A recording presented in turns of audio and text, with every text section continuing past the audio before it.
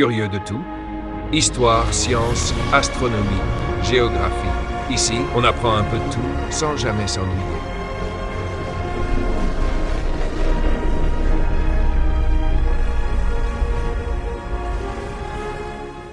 Pendant plus de 15 siècles, depuis l'Antiquité tardive jusqu'au milieu du XVIe siècle, l'humanité croit que la Terre immobile occupe le centre de l'univers.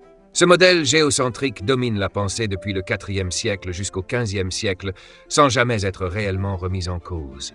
C'est dans ce monde de certitude qu'un enfant vient au monde le 19 février de l'an 1473, dans la ville de Toruń, au nord du royaume de Pologne.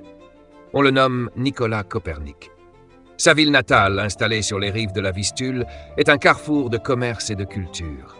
C'est là, au cœur d'une Europe qui se transforme, que naît sa curiosité pour les mathématiques, la philosophie et surtout l'observation du ciel. Au tournant de l'an 1500, Copernic, devenu chanoine et savant, commence à étudier plus méthodiquement le mouvement des planètes. Chaque nuit où les nuages s'écartent, il regarde Mars, Jupiter, Saturne, Mercure et Vénus tracer leur chemin dans l'obscurité. Mais quelque chose le dérange. Certaines planètes semblent parfois revenir en arrière, dessiner des boucles étranges. Ce phénomène rétrograde ne s'accorde pas avec le modèle traditionnel. Vers l'an 1510, Copernic comprend que le système géocentrique n'est plus tenable. Pour tenter de sauver ce modèle, les astronomes ajoutent cercle après cercle, épicycle après épicycle. Le résultat devient si complexe qu'il ne ressemble plus à l'harmonie céleste qu'il observe. Alors, autour de l'an 1520, une intuition révolutionnaire s'impose à lui.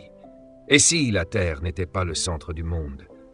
Et si le Soleil occupait la position centrale, immobile, tandis que les planètes, y compris la Terre, tournaient autour de lui? Cette idée, simple en apparence, renverse l'ordre établi depuis des générations. Pendant plus de 30 années, entre l'an 1520 et le début des années 1550, Copernic travaille dans le silence. Il calcule, corrige, recommence, cherche des lois cohérentes, dessine des cercles plus simples que ceux imposés par le modèle ancien. Il sait que sa théorie choc pourrait provoquer de fortes oppositions. Alors, il avance prudemment. En l'an 1543, son œuvre majeure est publiée. Selon la légende, Copernic reçoit un exemplaire du livre le jour même de sa mort, le 24 mai de cette année-là. Il peut alors voir une dernière fois les fruits de décennies d'efforts. Quelques heures plus tard, il s'éteint, laissant derrière lui une idée qui va transformer l'humanité. Et c'est au siècle suivant qu'un autre esprit va faire franchir une nouvelle étape à cette révolution intellectuelle.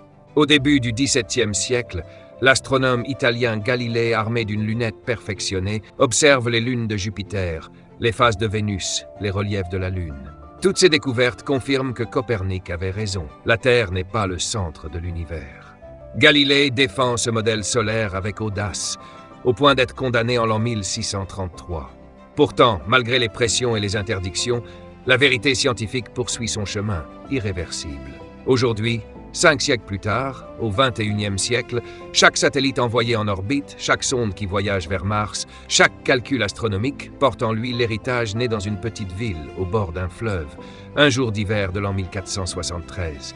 Grâce à Copernic, et plus tard grâce à Galilée, l'univers s'est ouvert et la Terre a enfin trouvé sa véritable place parmi les étoiles. La connaissance, ça se partage. Abonne-toi, like et partage pour continuer à explorer le monde avec les petits savoirs.